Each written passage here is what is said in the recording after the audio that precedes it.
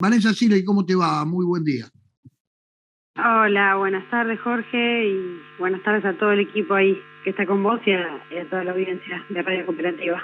Como ves, estamos debatiendo sobre el tema de Doñate. Yo doy fe por la sala es buena de la Cámara Contencioso Administrativo, pero insisto, la Corte con un acto en donde se excedió, porque anticipó jurisprudencia, encorsetó a la sala, la obligó a que tenga que fallar como quiere la Corte. Sí,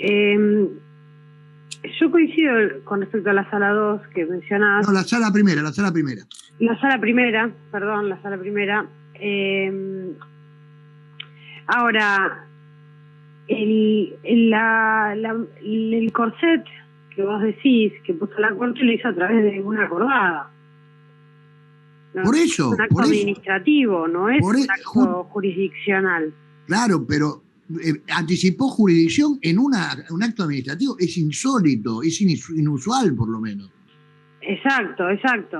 Termina cumpliendo los efectos de una anticipación jurisprudencial, si se quiere, por la opinión, pero lo grave es que se utilicen las herramientas administrativas para resolver cuestiones jurisdiccionales que incluso ya estaban judicializadas al momento de ese pronunciamiento. La Corte debería haberse abstenido de pronunciarse sobre el fondo, porque lo que hacen en una acordada es pronunciarse sobre el fondo, y eso es lo grave, porque el tema posiblemente llegue a su conocimiento.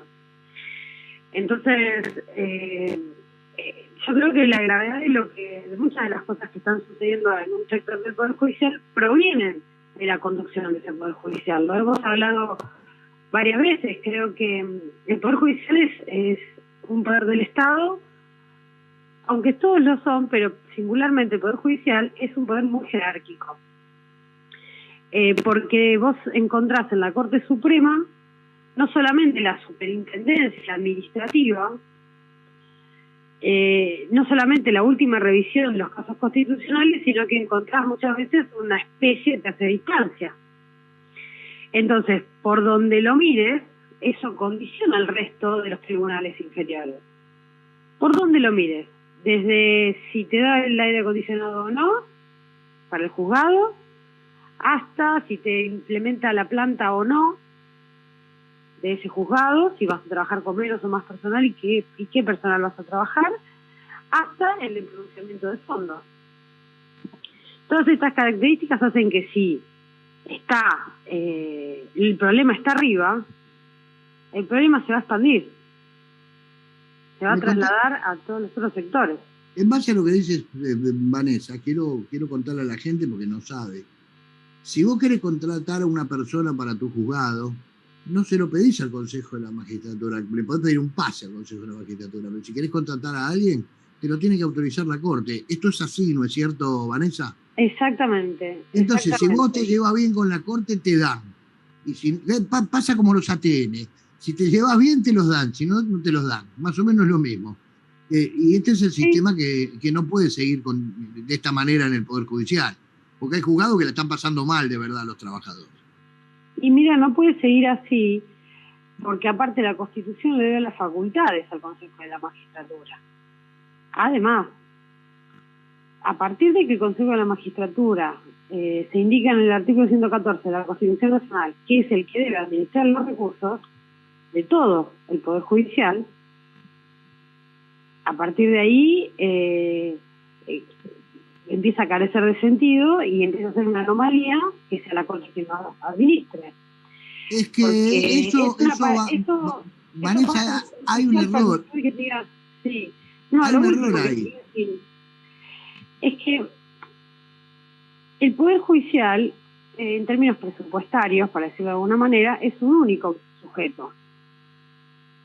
Pero en la práctica está bifurcado en dos.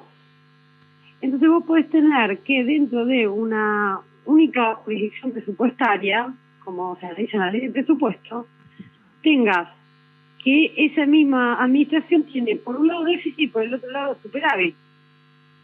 Entonces puede pasar lo que sucedió oportunamente en el 2018, que se le dejaron de pagar los aportes y contribuciones de los trabajadores porque el Consejo de la Magistratura no tenía los recursos, pero a la vez la Corte tenía superávit.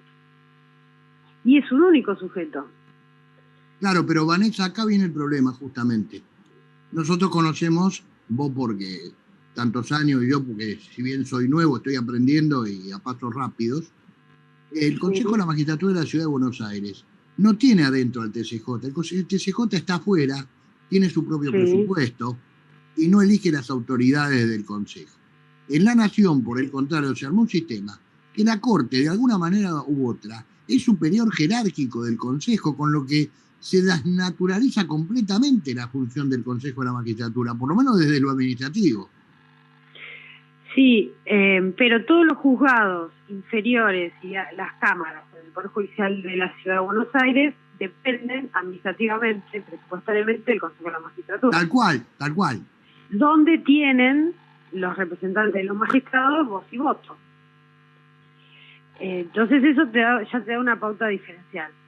Y por otro lado, lo que vos decís me lleva, lo que vos decís de que la Corte es superior jerárquico en Nación, ¿no? La Corte es superior jerárquico del Consejo, precisamente por ese motivo, por ejemplo, ¿qué significa que sea superior jerárquico? Voy a dar un ejemplo en términos disciplinarios. El Consejo de la Magistratura vota en plenario después de un proceso disciplinario que concluye, vota una sanción a un juez. Por ejemplo, en el caso de Geminiani, que se votó cuando él detuvo a la secretaria, recordarán, allá por el 16, que esto fue para el 15, pero esto se resolvió en el 16. Bueno, a él lo sancionaron con la reducción del 35% del sueldo. Y él apeló eso, ¿a dónde lo apeló? A la Corte. Eso es que sea superior jerárquico. ¿Qué significa en los hechos? Que la Corte no puede estar en la instancia inferior y en la instancia superior. Que la Corte integre el Consejo de la Magistratura de la Nación habrá podido ser la primigenia idea de los legisladores en la 24937. Pero la experiencia institucional ha demostrado a lo largo del tiempo que no puede funcionar así el sistema. Entre otros motivos porque la Constitución determina claramente los estamentos y si la Corte no se somete al método de elección del resto de los estamentos, que es un estamento aparte. Y ya ahí estamos violando el plexo constitucional, no la ley. A ver, y si por encima otro lado, porque el la presidente... jerárquica, exactamente como decís, en esta ahora, materia, por ejemplo, disciplinaria. Y si en quien maneja la agenda de la Corte es el mismo que maneja la agenda del Consejo, estamos complicados. Se desnaturaliza, el Consejo no tiene razón de existir, Vanessa. Exacto, exactamente. Es una simple dependencia donde se hacen los concursos. Es una dependencia administrativa de mero trámite. Tal cual. Está complicada entonces, la situación del Consejo. Eso es un problema. Sí, del Consejo y de todo el sistema judicial. Es un momento de crisis tocando fondo. Y a mí me preocupa, porque vos ya sabés, yo quiero una mejor institucionalidad, no una peor. No quiero que se degrade todo como se está degradando. Me gustaría que todos los actores de la vida judicial comprendan un poco que si se sigue dejando hacer tantas arbitrariedades, ilegalidades, incluso posibles delitos desde la conducción del Poder Judicial, es decir, desde la Corte Suprema, y no decimos nada, el sistema va a explotar, va a terminar explotando. Y las consecuencias la paga la gente, la paga el ciudadano común, el que va a los juzgados de familia, como siempre decimos. ¿Qué te pareció los fundamentos del fallo de vialidad? Mira, hice una lectura con un equipo, ¿no? Nos fuimos dividiendo. Es que es muy largo, muy difícil de leer esto. Sí, ayer hicimos una apuesta en común. Mira, por un lado, como para resaltar, las principales acusaciones en cabeza de lo que fue el fiscal Luciani, que con todo el show mediático que hizo, no fueron tenidas en cuenta. Que fue todo lo que se dijo mediáticamente también. los títulos de los diarios no fueron tenidas en cuenta. Y luego me parece que demasiadas páginas donde no se terminó comprobando hecho, que no se terminó acreditando hecho con prueba. Y terminaron haciendo conjeturas e indicios diciendo los jueces, estos 3 jueces, que no había ninguna prueba directa para, en el caso de Cristina Fernández de Kirchner, que todo había que inducirlo en base a una conjetura, o en base a indicios, o en base a una cuestión sistemática. Entonces, unieron estos aislados, que incluso muchos de ellos no están probados, y dijeron, no, bueno, sí, acá hubo corrupción para causar un perjuicio al Estado y enriquecerse los particulares. No han podido demostrar absolutamente nada, ni siquiera cuánto es el monto de ese perjuicio al Estado, que no lo sacaron de los peritajes. Terminaron haciendo un análisis, un poquito de un perito, otro poquito de otro perito, otro poquito de otro perito. Es decir, la cuestión monetaria, la graduación monetaria del perjuicio al Estado, que lo ponen en 600 y pico de millones, también está inventada.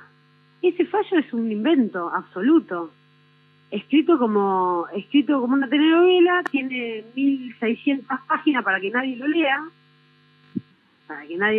pero bueno, igual lo leímos. Y bueno, yo creo que se confirma lo que veníamos diciendo sobre la proscripción a Cristina. Para mí el fallo este es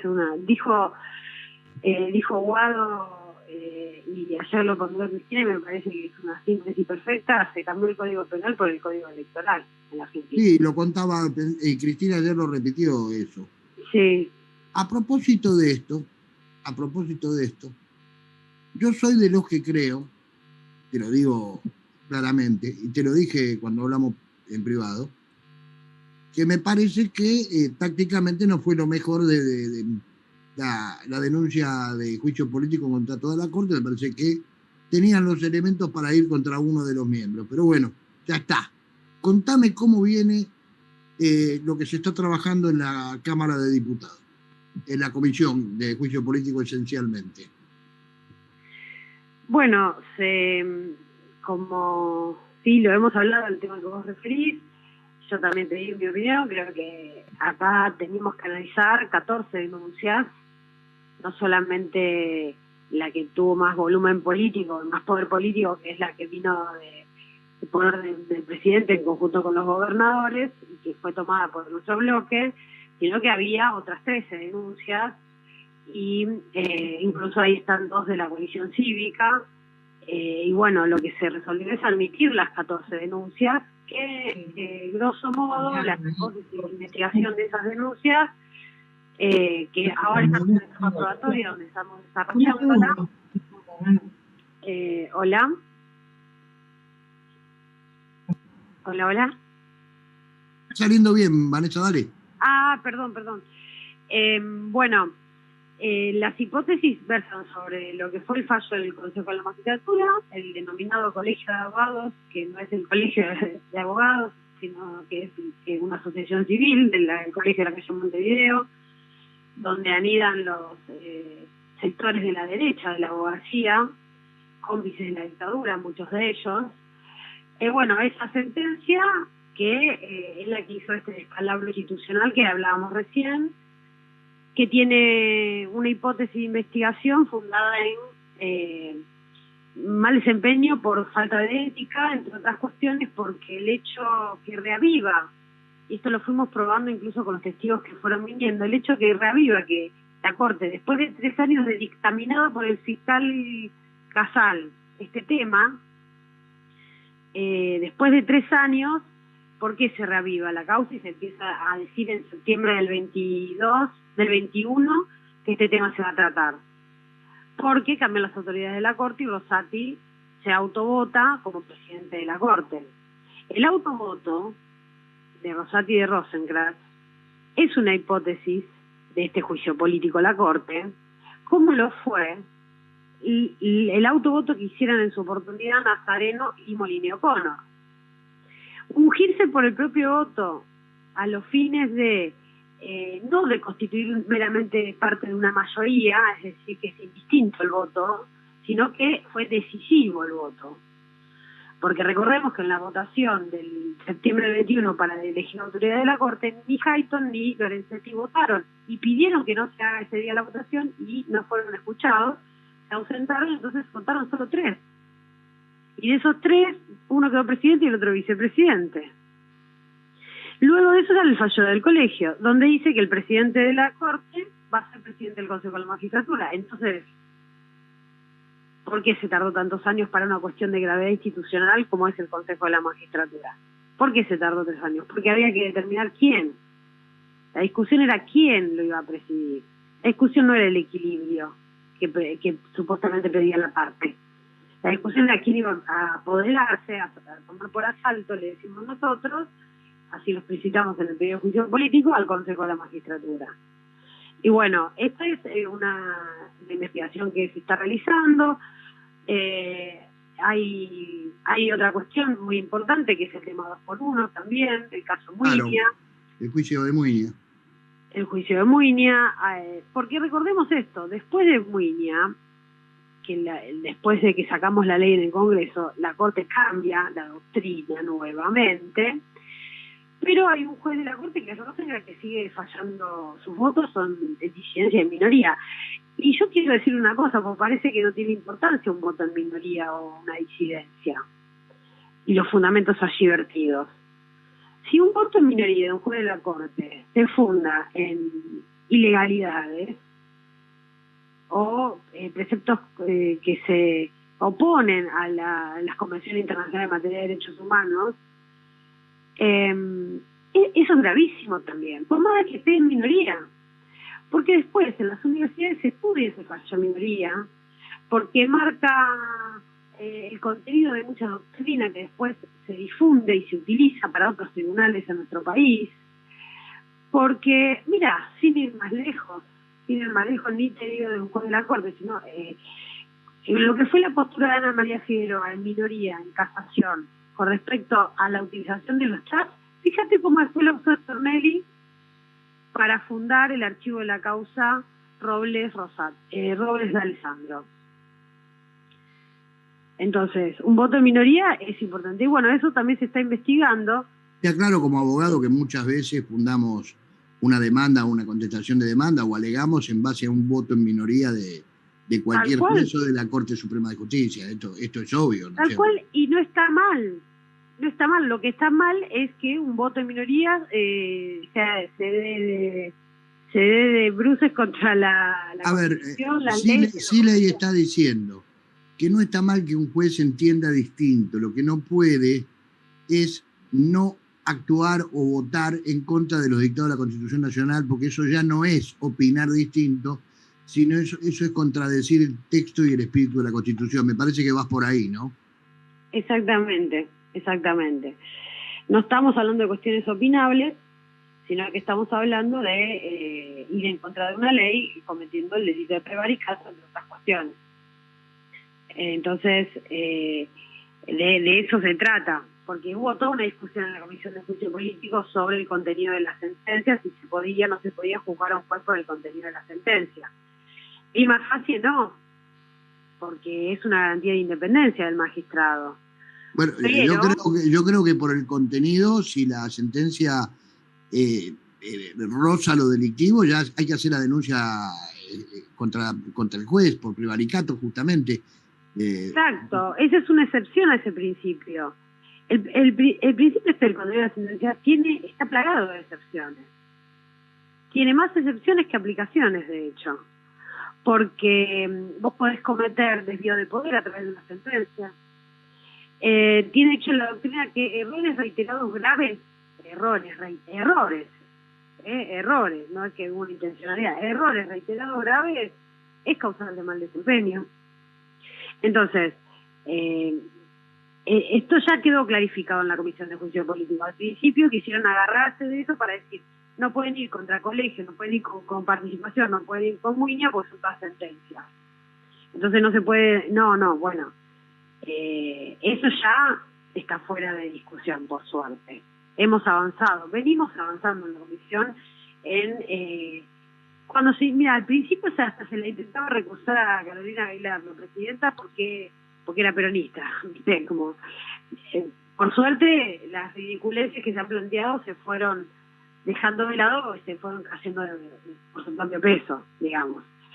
Esa la de recusar, la del contenido de la sentencia. Bueno, ahora estamos en una etapa probatoria y las etapas que vienen, las instancias que vienen van a seguir siendo de testimoniales. A la vez se están librando oficios para las informativas y otra documental que faltaba. Y bueno, el martes que viene vamos a tener a 2 miembros de la Corte, funcionarios. Vamos a tener a Maceo y Olima. ¿Por qué a ellos dos?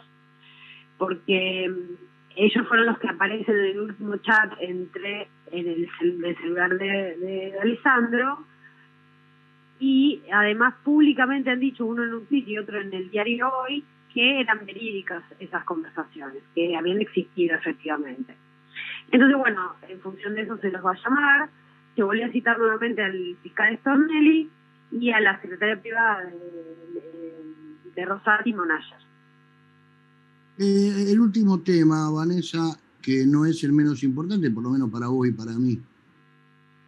Me ha venido a ver mucha gente en este poquito tiempo que llevo en el Consejo de la Ciudad de Buenos Aires, muy preocupados todos por el tema de la obra social, tal cual te vengo diciendo hace rato y vos misma me confirmaste que tenías información similar a la mía, que hay una apetencia por sacar a los trabajadores judiciales de la ciudad de la esfera de la obra social que hoy tiene, que es la del Poder Judicial de la Nación.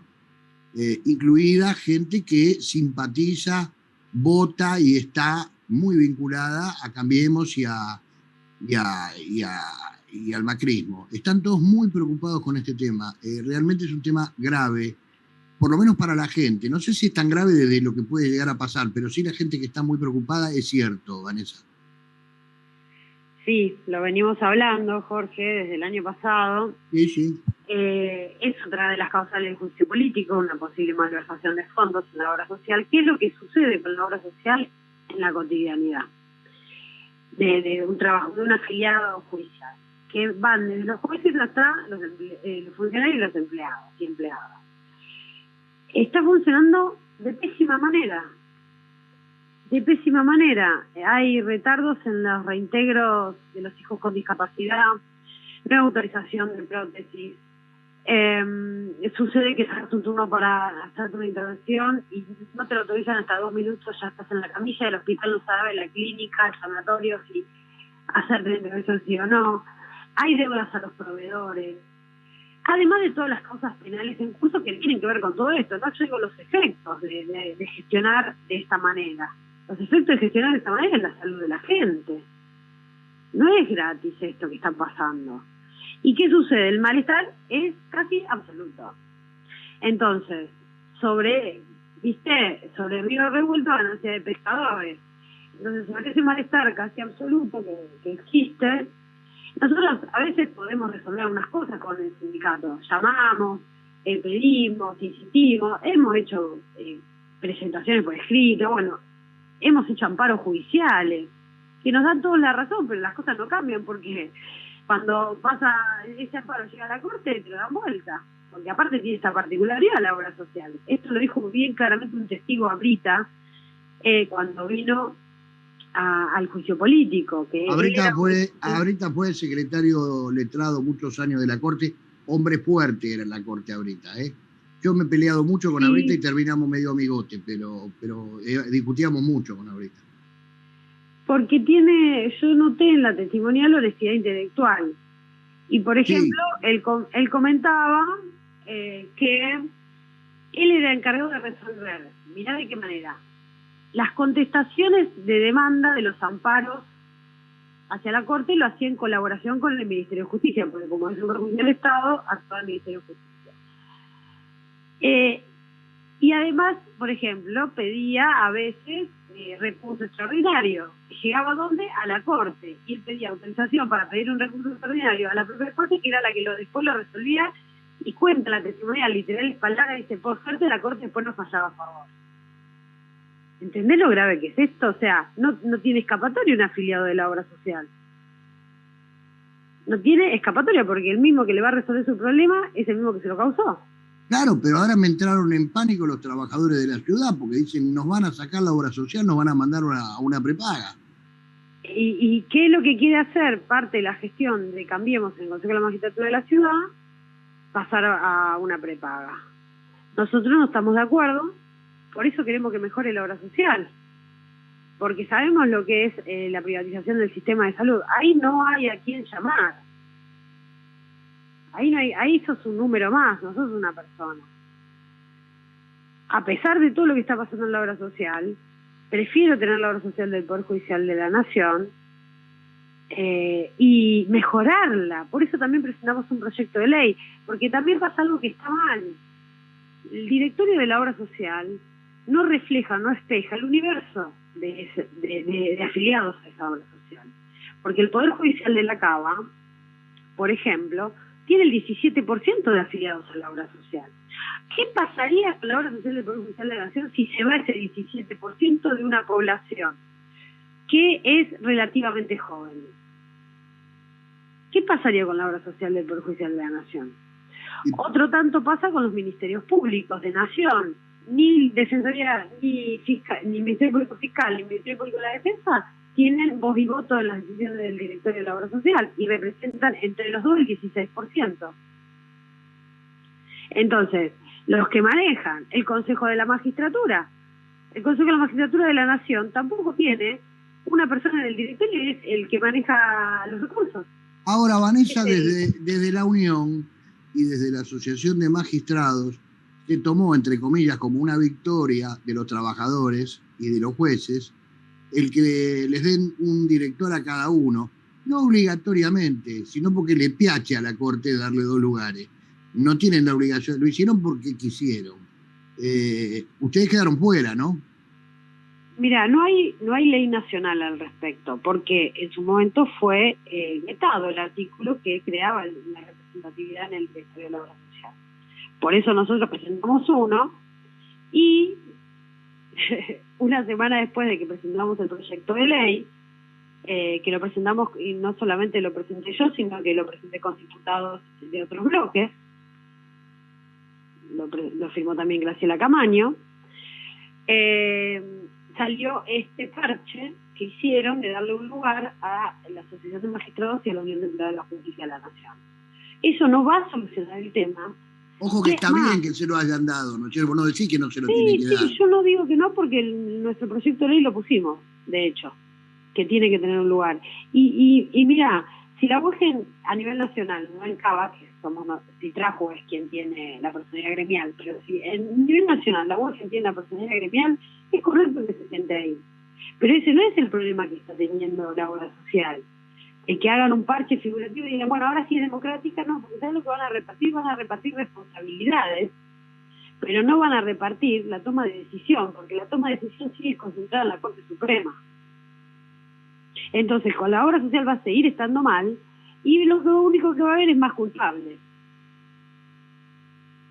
Yo insisto, he tenido mucha gente que se me acercó, inclusive funcionarios que tienen afinidad con la gente del PRO, que están preocupados por la obra social, me dicen, nos quieren dar OSDE, es lo que se comenta, ¿no es cierto? Y sí, en la legislatura hay OSDE y la cosa no funciona nada bien. Esto es el comentario en Radio Pasillo.